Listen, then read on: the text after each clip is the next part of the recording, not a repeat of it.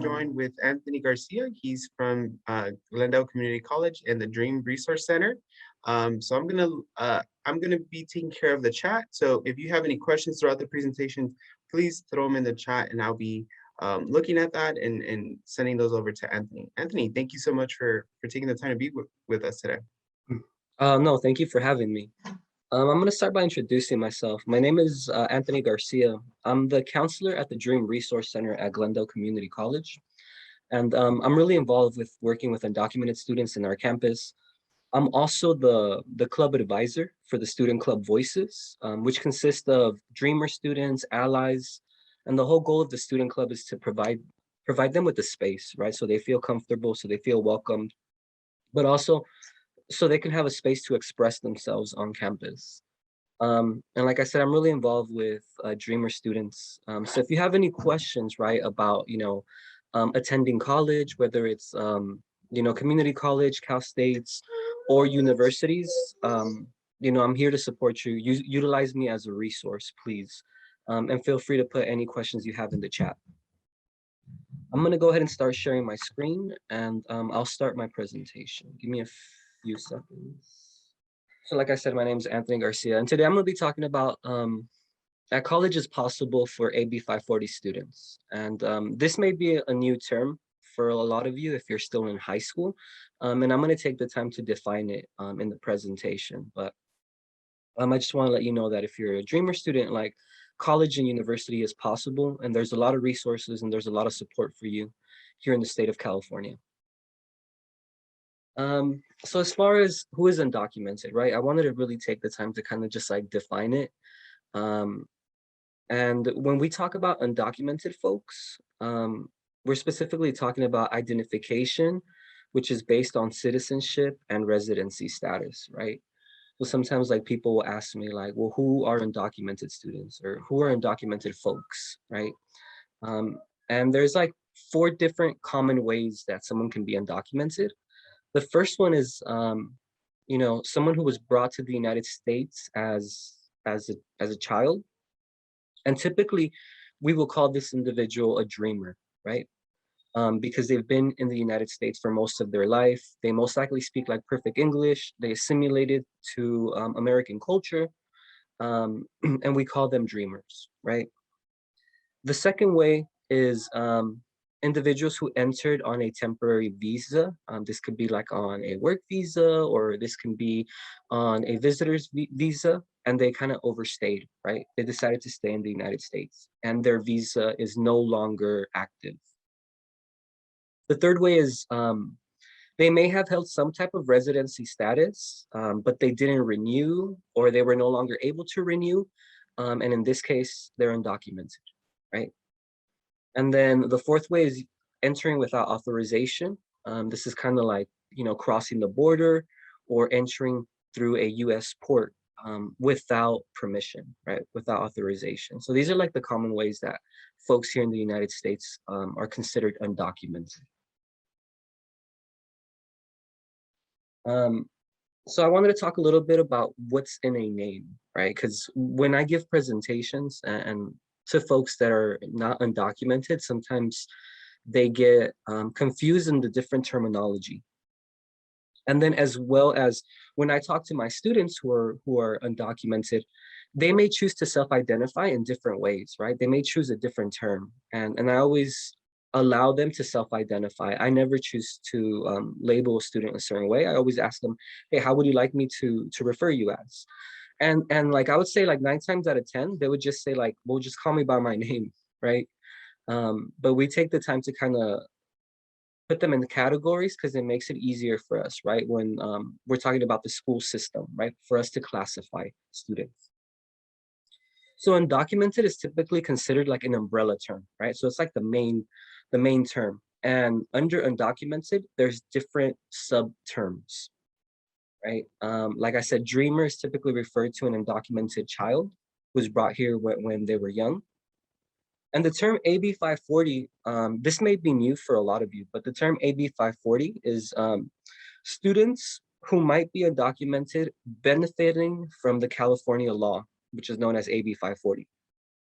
And what the law does is that it allows undocumented students to qualify for in-state tuition as if they were California residents, right? So instead of paying the international costs or the out-of-state costs, students can use the AB 540 law to qualify as if they were a California resident, and the cost of tuition is a lot cheaper if you're considered a California resident, right? So when it comes to colleges and universities, we typically tend to classify undocumented students as AB 540 students because they register that way through admissions and records to qualify for the in-state tuition. And then some students may choose to self-identify as documented, and these students are usually the ones that benefit from the DACA program that was created under President Obama, which gives them a legal right to stay in the United States and also work. Right, so these are some of the terms. And if I throw them around, I just wanted to kind of take the time to define them, right? So you kind of know. Sometimes I'll use them interchangeably. So why is this important, right? Like I usually give presentations to allies or to people who just kind of want to learn about undocumented issues. And I really try to conceptualize that with providing some statistics and providing numbers, right? Roughly, because we don't know the true number. There's an estimated 11.5 million undocumented folks in the United States, right? And a lot of people tend to agree that that's like on the lower end, right? That's a lower number. It might be a lot higher. And there's a lot of diversity within the undocumented community. I think that there's this huge misconception that undocumented is a Latinx issue, right? When we talk about like undocumented people, we think of like people in Mexico, Salvador, Central America, right? Like Honduras and all of the places, right? But that's actually not true, right? Undocumented people come from all over the world. You know, they may come from Europe, Asia. I work in Glendale and we have a lot of Armenian undocumented students. We have a lot of Asian and Pacific Islander students, right? So just to kind of throw out some numbers, there's a study that suggests that out of the 11.5 million undocumented folks in this country, 1.5 million of those are Asian and Pacific Islanders, right? So that's a huge number. That's about 10% of the overall undocumented community. We also have about 5% undocumented Black, right? So undocumented Black folks. And then there's like intersectionality within the undocumented community where a lot of them may identify, or some of them may identify as part of the LGBTQ plus community, right? So this is an issue that affects people from all over the world. It's not just a Latinx issue. So right now, I wanted to take the time to talk about some of the resources for those of you that are thinking about going to college or universities, some of the resources that are available to you, right? And I want to specifically talk about the AB 540 bill that was passed 20 years ago, right? This was back in 2001. So prior to 2001, if you were an undocumented student, you had to pay the international cost of attending college. And just to kind of give you an example, right? So if you're deciding to attend a community college, it's $46 a unit. And if you want to be a full-time student, that's 12 units, right? So it would be 12 units times $46. That's the cost per unit. So you're looking at like $500, right? Just in the tuition. That's not including like other fees, right? But for tuition, it's about $500 if you want to be a full-time student.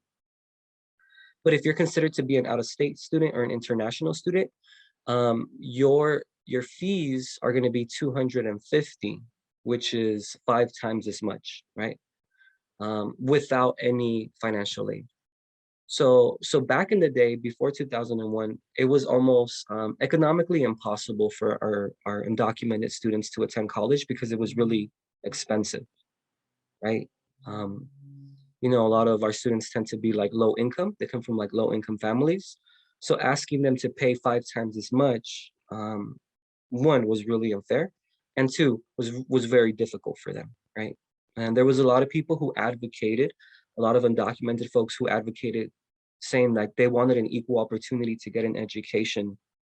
And in 2001, they were able to pass the AB 540 bill, right? That allows them to pay for in-state tuition.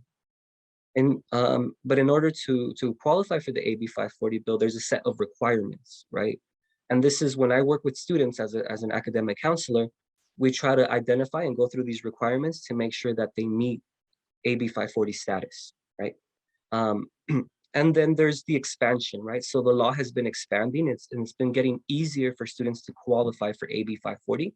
And the different bills that had been passed have been AB 2000, and then also SB 68 that recently passed in 2018.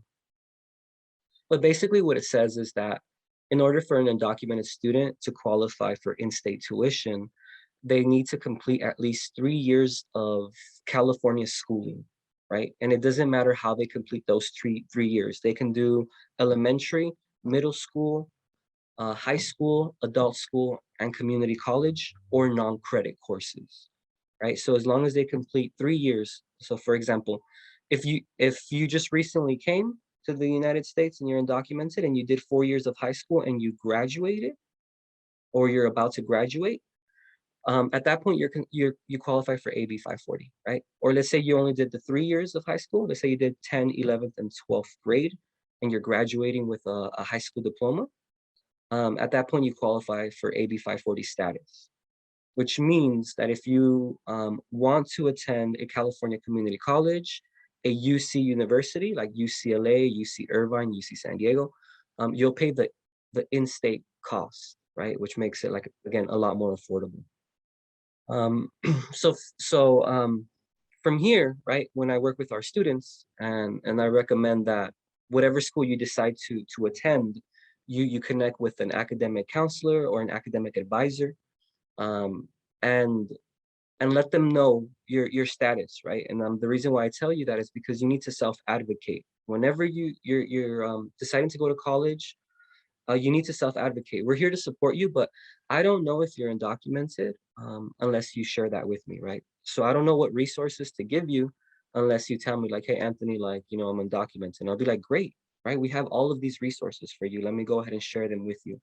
And the reason why we don't know is because we want to protect your identity, right? So we won't ask you, like, when you fill out your application, there's not a question that's going to ask you whether you're undocumented or not, right?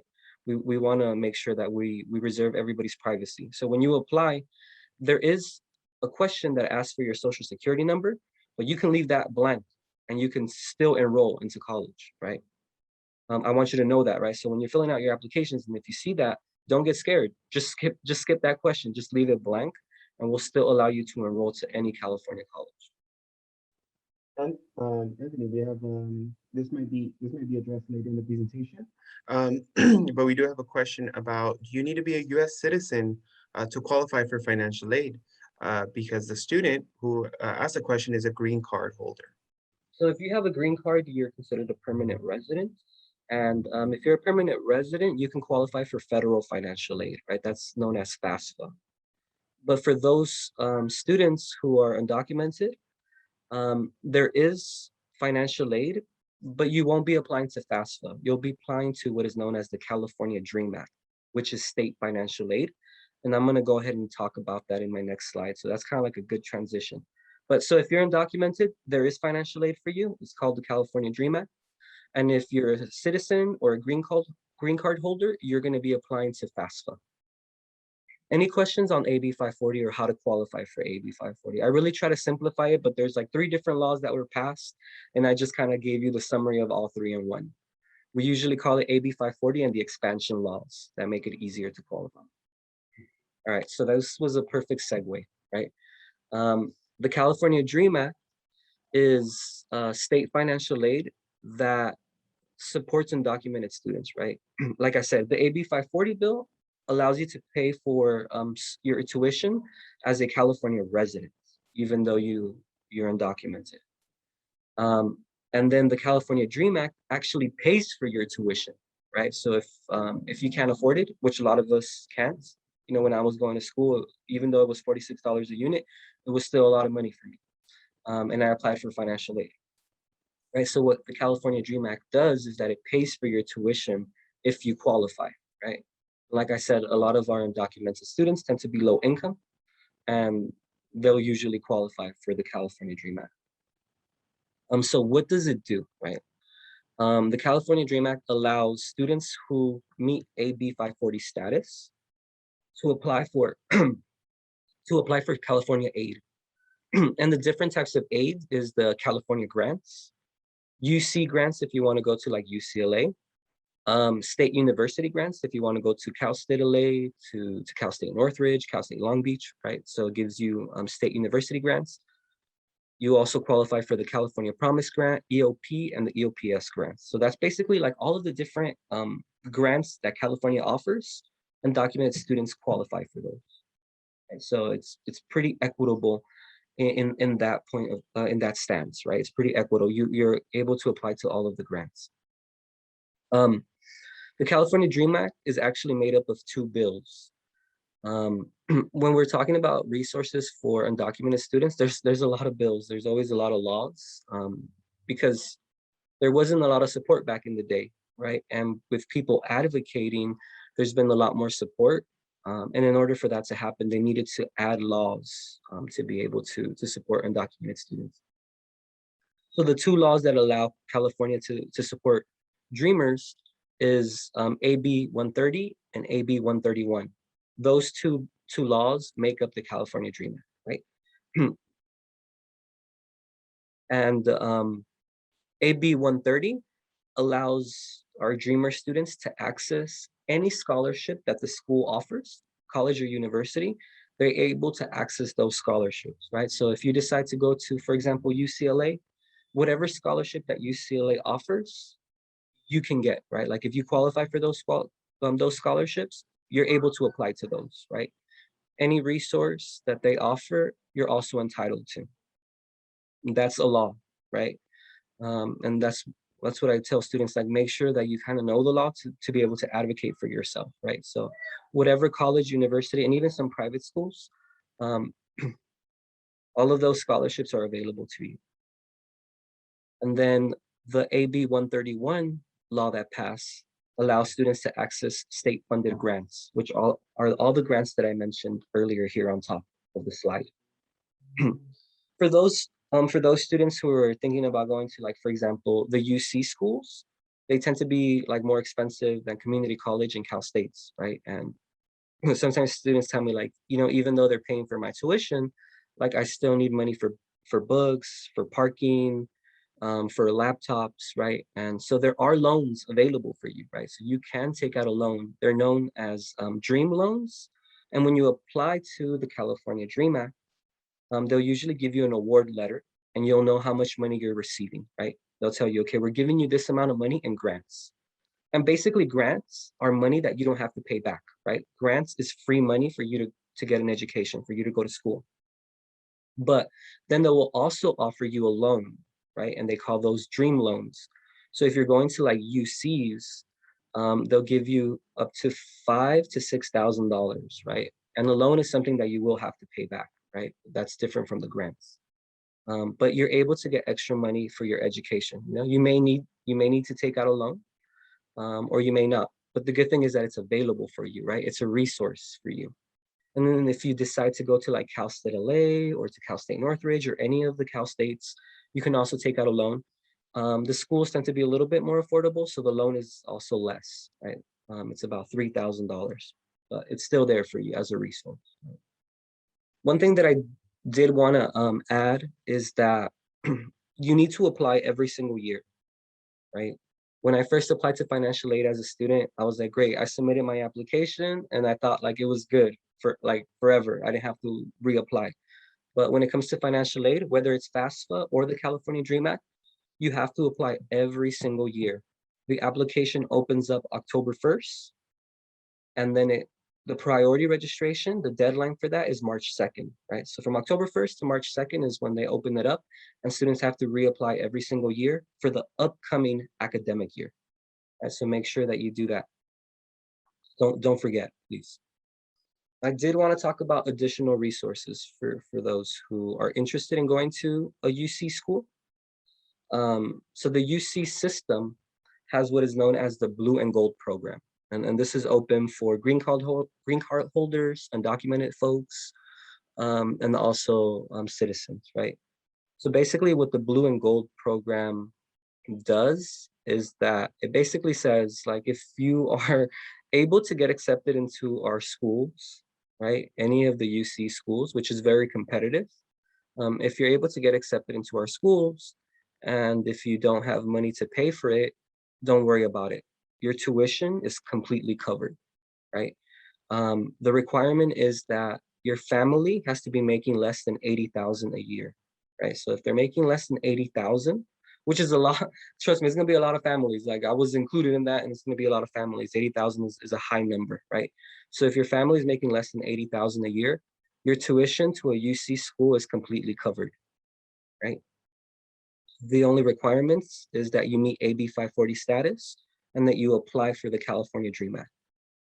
But if your family's making less than 80,000, you're good. Like, you don't have to worry about paying for your classes. They're gonna cover them. And that's known as the Blue and Gold program. So I always tell my students, like, sometimes they tell me like, oh, I don't want to go to a UC because it's really expensive. And I say, yeah, it is. It's more expensive than community college or Cal State's, but there's also a lot of resources, right? And this is one of them. You don't have to pay for your classes. They're going to be covered for you. And all of the different school systems, they have something similar as the Blue and Gold program.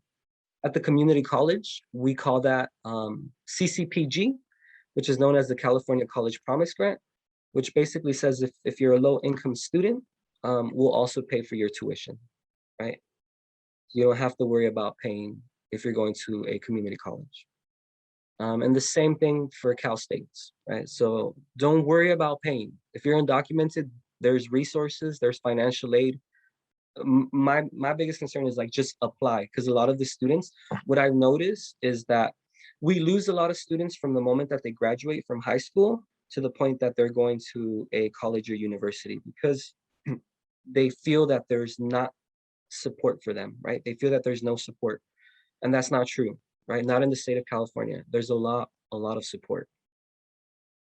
There was also another law that was passed recently that basically requires colleges and universities to have a Dream Resource Center, right? And a Dream Resource Center is basically a support center for undocumented students, right?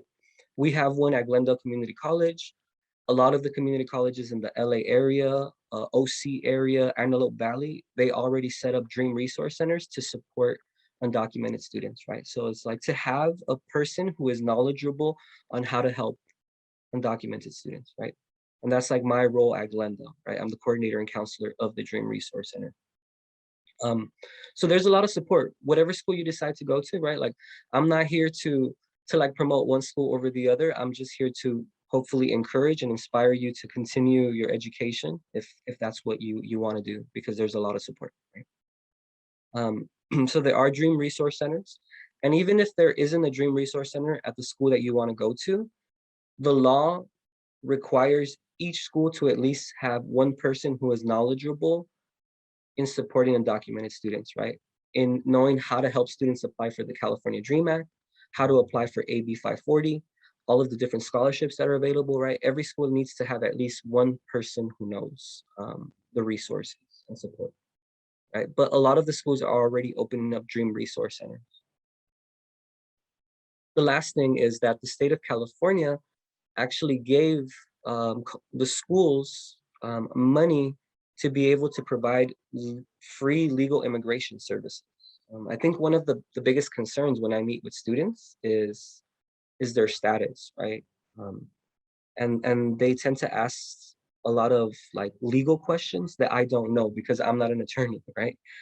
That wasn't my emphasis study, right? I'm a counselor. And they tend to ask a lot of like legal questions, a lot of, and what we do at Glendale is we have a designated specialist who is an immigration attorney who works for a nonprofit organization known as Carecen, right?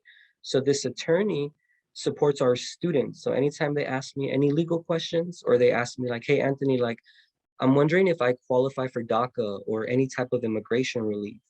I tell them, like, that's a really good question. Let's set up an appointment with our immigration attorney. And all of those services are completely free.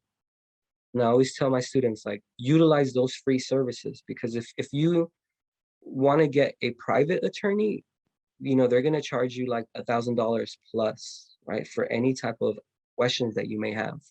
So utilize those resources, right? So that was another law that was passed in California, requiring schools to have support for our undocumented students, right? So it doesn't matter what school you attend, like as long as you are a student, I can book an appointment for you at Glendale, right? As long as you're a student, I can be like, great.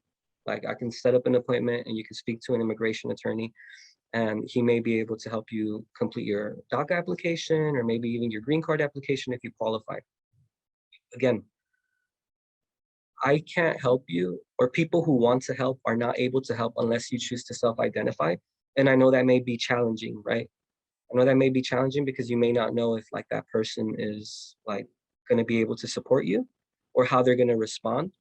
Um, m- but like from my experience, right? Like if there is a Dream Resource Center, most likely that person there is going to want to support you, right? That person is knowledgeable and is also sympathetic to the cause, right? So please feel comfortable disclosing that information if they have a Dream Resource Center, so we're able to help you out. I also wanted to talk about one of the biggest concerns when I meet with our students, and that's like they tell me like, "Hey, Anthony, you know, I'm going to be investing like 4 or 5 or maybe 6 years plus in my education, but I don't have papers and I don't have a social. Like, would I be able to gain employment once I graduate?" Right? And I think that's like a big concern when it comes to our students, right? Like they're trying to weigh if it's, if it's gonna if it's gonna be purposeful for them to invest all this time, right? Um, and that's a very challenging question, right? Like if you were to ask me that question, like is it worth it, right? I don't have a social, and is it worth investing 6 years plus? Um, you know, my job as an educator and as a counselor, I try to support you 100% in whatever goals and dreams that you may have, right? And the answer that I would give you, if that's, one of your questions, is that, laws are constantly changing. And a lot of the laws that we talked about here today, right, they didn't exist 5 years ago, 10 years ago. Um, so it's been a lot easier for our students to be able to get an education, right? So we don't know what's going to happen 2, 3 years from now. There may be a bill that passes comprehensive immigration reform that leads to a pathway to some type of citizenship, right? There's several bills being presented in Congress today. And our current president, Joe Biden, has said that he'll sign any bill that goes to his table, right, for comprehensive immigration reform. The biggest challenge is that Congress would have to pass it, right? But what I tell my students is that laws are constantly changing. People are always advocating. All these laws that are here today weren't here 10 years ago. So if your goal is to get an education, if your goal is to be an attorney, a therapist, a nurse, whatever your goal may be, like I say, let's pursue it, right? And then let's try to figure out ways to get you there. um, and that's why I wanted to talk about this slide, right? Because this slide really talks about like the attainment of your career. um, There was a law that was passed known as AB 1024 that was passed in 2014, which allows undocumented people to practice law in the state of California, right? So you can become an attorney even if you don't have a social security number. It's basically what the law says. And the way this law came to be, um, to me, it's a very inspirational story, right? It was an undocumented student by the name of Sergio Garcia. And no, he wasn't my brother. We just happened to have the same last name. But it was Sergio Garcia. He said that like his dream was to become an attorney. And whenever he shared that with like counselors and academic advisors, they would always try to discourage him to do something else, right? Because they like when he would share that he was undocumented, they were like, well, how are you going to step into a courthouse if you don't have papers? If you're undocumented, like, you may be deported. And he never let all of like that negative talk discourage him from pursuing law, right? So even though he would share that and his counselors would try to steer him in a different direction, he always said he was just hopeful that like something good would happen, right? Like if he would get an education, that something good would happen.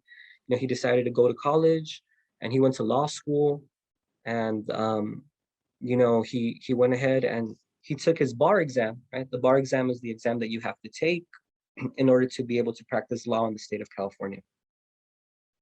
So he took the bar exam and he passed it. And it's very challenging to pass the bar exam on your first try. And he was able to do that, right? The majority of people fail. And he was able to pass it. And then once he passed the bar exam to basically be an attorney and be able to practice law, he got a letter in the mail saying that unfortunately, because he didn't have a social, they were not going to be able to award him his license to practice law, right? And what do you think he did after that, right? Like, so he got a letter after he passed the bar and saying like, you can't be an attorney. What he decided to do with all of the education and all of the information that he had learned in law school, he basically decided to sue the state of California because there was nowhere in the law that said that he couldn't become an attorney, right? So he sued the state of California saying like, show me where does it say that I can't be an attorney, right? And they weren't able to prove that because it didn't say it, right? And that's how this law came to be in 2014. They had to create a law to allow him to practice law. But he also paved the way for everybody else who wanted to be attorneys in the state of California, right? And basically what they used instead of a social security number to award him his license was an ITIN number. An ITIN number stands for Individual Tax Identification Number, which any person can obtain, right? Like it's a free number that you can obtain that you can use instead of a social security number, right? To pay taxes. So that's basically what he used in order to be able to practice law in the state of California. And he paved the way for everybody else going forward who wanted to be attorneys. But not only did he do that, 2 years later, other people who advocated for undocumented students were like, well, wait a minute. If folks can become lawyers with an ITIN number, what about all of the other professions, right? Like becoming a therapist or an engineer or a nurse, right? Now suddenly all of those were up for grabs too, because there wasn't a law saying that they couldn't. So 2 years after that, they passed another law known as SB 1159 that basically allows undocumented folks to obtain their license or their certification as long as they obtain an ITIN number, right? So instead of using the social, they apply for an ITIN number, which anybody can get, and that's how they can become certified, or that's how they can obtain their license, right? And that really opened up the door, right? And if it wasn't for Sergio Garcia, who was like, you know what, like I know something good is gonna happen if I go to school, and I just have a good feeling. He would always say that, right? And he really paved the way, right? And so that's kind of like what I wanted to touch on, right? Where it's like laws are constantly changing. So it's not my job to discourage you. My job is to support you, right? And let's try to accomplish your goals, whatever those may be. So currently in the state of California, all of the licensing boards, if you're undocumented, you can get certified, right? You can obtain your license in any of the 40. Right? So you can be a nurse, an architecture, an engineer, a barber, any of the fields, right? You can do. And then you can be a private contractor with an ITIN number, right? You can set up your own business and they don't have to pay you directly. They're paying your business, right? And your business is completely legal and you're paying your taxes. So it's kind of like a way to get around it. So I always tell my students like, you know, we may experience some barriers, but we have to be creative in order for us to kind of navigate those barriers, but there's still a way for us to get to your goal. All great information, Anthony. Thank you so much. We're about 8 minutes Okay. away before the conclusion, but yeah, I'll pop in closer to the end to announce a couple things. Okay, cool. again, please feel free if you have any questions, put them in the chat. I'm here to help support you in any way. I did want to talk about DACA because I do get a lot of questions on it, which was a program that was created under President Obama back in 2012 that allowed undocumented folks to qualify for a worker's social security number and also deferred action from deportation, right? And a lot of folks benefited from this program. Close to like 1 million undocumented people qualified for DACA. Currently, DACA is still active, but they're no longer accepting any new applications. I talked to our immigration attorney, and his recommendation is like, let's still submit those applications, right? So if you qualify for DACA, the recommendation from our attorney is like, if you feel comfortable submitting the application, let's go ahead and submit the application, because if they decide to open up the DACA program, that application is already submitted, and you're going to be one of the first ones to be processed, right? And a lot of people think that those folks that have DACA have a higher chance of, getting a green card or becoming a citizen of the United States. And one of the reasons why is because they've already been paying their taxes, they already have a social security number, and they're already registered in the system, right? So that's the recommendation from our attorney. And that's kind of the information I'm also passing forward, right? If you qualify, I think they're saying to go ahead and do that if you feel so inclined to. The services that we offer, if you're a college student, it doesn't matter what school you go to, are completely free, right? Our attorney will help you fill out the application, we'll walk you through it. And in order to apply, it's $495 that you have to reapply every 2 years, right? So your social security number, your card for work purposes is good for every 2 years. So every 2 years you would have to reapply, which is $495. I know it sounds like a lot of money, but there is a lot of support, right? There's a lot of support to help you pay for those $495. I'll give you an example. At Glendale, any student who needs to renew their DACA will automatically get a scholarship from the Dream Resource Center to pay the $495. So I always tell our students, like, don't worry about the payment. We'll take care of it. The hardest part is actually qualifying, right? But the payment is covered through a scholarship, right? And we work really hard to raise money for our scholarships, and we give all of that back. We give all the money that we raise, we give it back to our students. So I did want to talk about a little more about the ITIN number, right? Before I go. So I wanted to share with all of you, next week is known as Undocumented Student Action Week, which is a statewide campaign across all of the community colleges in California, right? So there's like over 100 colleges in California, and every single college is participating in what is known as the Undocumented Student Action Week. And basically what it is that we try to raise awareness on, challenges that our students are facing and providing resources and support services to our students. And what we decided to do at Glendale is we're hosting workshops every single day, Monday through Friday. But one of the workshops that I want to invite all of you to attend, if you're able to, is this Undocumented, which is Undocu Entrepreneurship Workshop, which is next Wednesday from 4 to 5, right? We are inviting a specialist. Her name is Michelle Segura, who has a master's in business, who has been performing this workshop for CSUN, for Cal State LA, and different community colleges. But basically, in this workshop, she's going to basically break down how to obtain an ITIN number, right? So if you have a question like, well, great, an ITIN number sounds really great. How do I obtain one? She's going to break it down for you, like how to obtain one, how to apply, and then also how to be an entrepreneur, right? So if you obtain a license, as a barber or as a nurse, she's going to basically break down like how to be a private contractor, how to be an entrepreneur, and she's going to cover all of those different resources, right? This workshop is good for anybody who wants to open up their own business, but especially for our undocumented students, because it's kind of like a pathway for you to be able to work legally, for us to kind of work around the system with an ITIN number, right?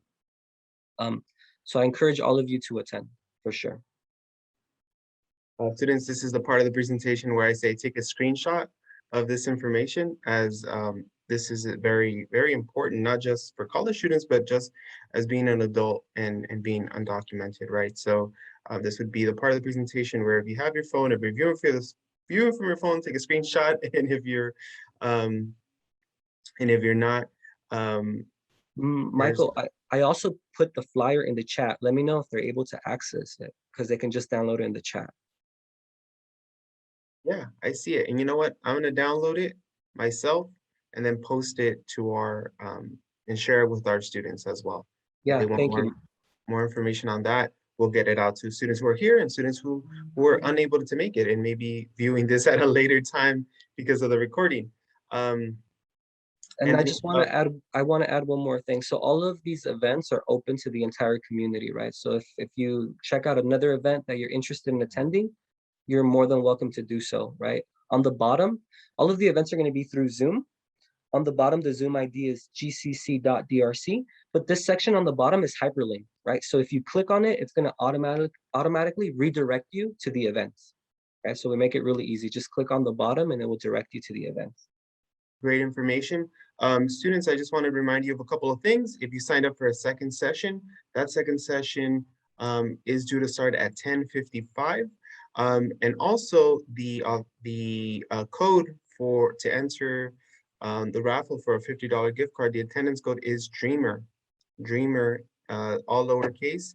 You'll enter that at the survey that you get once you exit this. So once you select leave, you'll be prompted to a survey. Please answer the questions, and then that's where you'll type in Dreamer and be entered for a $50 gift card.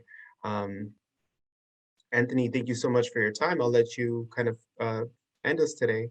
I see that you got your contact information in the chat. Mm-hmm. Yeah, I just want to, thank all of you for showing up. Like I said in the beginning of the presentation, utilize me as a resource, right? You don't have to come to Glendale if you have any questions about, applying for a specific school or financial aid to the California Dream Act. I went ahead and I put my email in the chat. If you didn't feel comfortable maybe asking a question and you want to ask it like more private, please feel free to send me an email. I'm here to support you, right? Like let's focus on making your dreams happen. I'm here to help. Thank you, Anthony. And I know I would appreciate it, and I know our students will. And sometimes, maybe that one-on-one connection is going to be a better place for those questions to be asked. But thank you, students. Thank you, Anthony, for joining us today. We look forward to sharing this resource and as well as the recording with our students who weren't able to make it today. For everyone, have a great Saturday, and we'll be in touch.